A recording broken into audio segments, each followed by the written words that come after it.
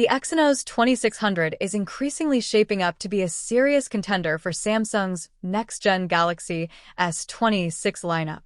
After months of uncertainty about whether Samsung would stick with its proprietary Exynos chipsets or fully commit to Qualcomm's Snapdragon platform, momentum now appears to be shifting in favor of Exynos, making a significant return in 2025. Early leaks suggested that the Galaxy S26 series might rely entirely on Snapdragon chips, continuing the approach seen with the Galaxy S25 lineup. However, new insider reports now reveal that Samsung is making steady headway in developing the Exynos 2600.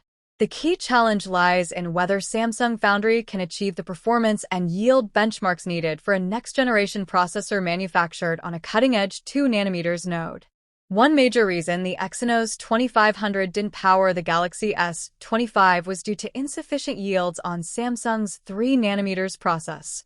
Simply put, Samsung couldn't manufacture enough chips at the desired quality and volume.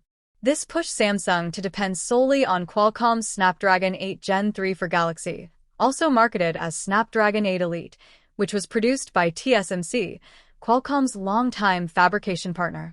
But Samsung Foundry seems to be bouncing back. According to recent coverage from Korean tech outlets, Samsung has reportedly improved yields on its advanced 2nm manufacturing process. Current estimates place yields between 40% and 50%. While that may not sound ideal, in semiconductor fabrication, it represents a notable improvement. For context, a yield rate of around 60% is typically considered the threshold for commercial mass production. Samsung is eyeing full-scale production of the Exynos 2600 by November 2025, leaving time for further optimization.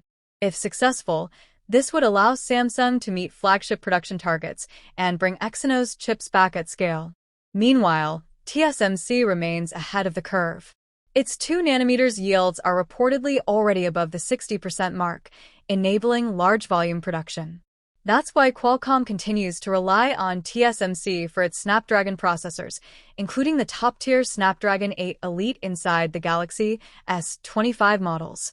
So, even though Samsung is making strides, it still trails TSMC in manufacturing efficiency.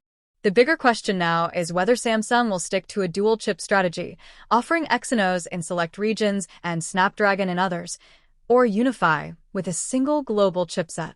Recent sources suggest Samsung may return to its regional model, as seen in earlier generations. That means the Exynos-powered Galaxy S26 could debut primarily in Europe, while markets like North America and Asia would get Snapdragon-based models. This isn't a new strategy.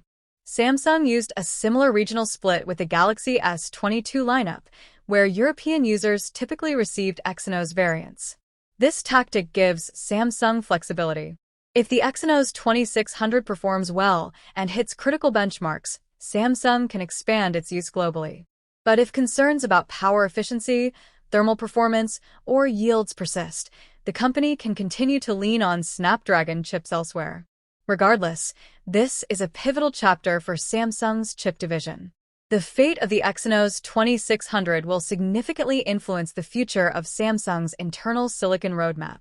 If Samsung can raise its 2nm yield rates to mass production standards and deliver competitive performance with the Exynos 2600, we could witness a major resurgence of Exynos silicon in Samsung's premium smartphones.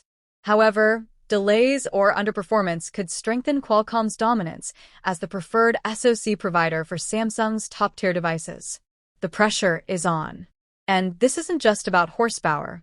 Samsung Foundry's ability to deliver high-yield, reliable chips will define how it stacks up against TSMC, not only for Galaxy products but also in terms of securing new external clients. Simply put, the tech world is now closely watching Samsung's next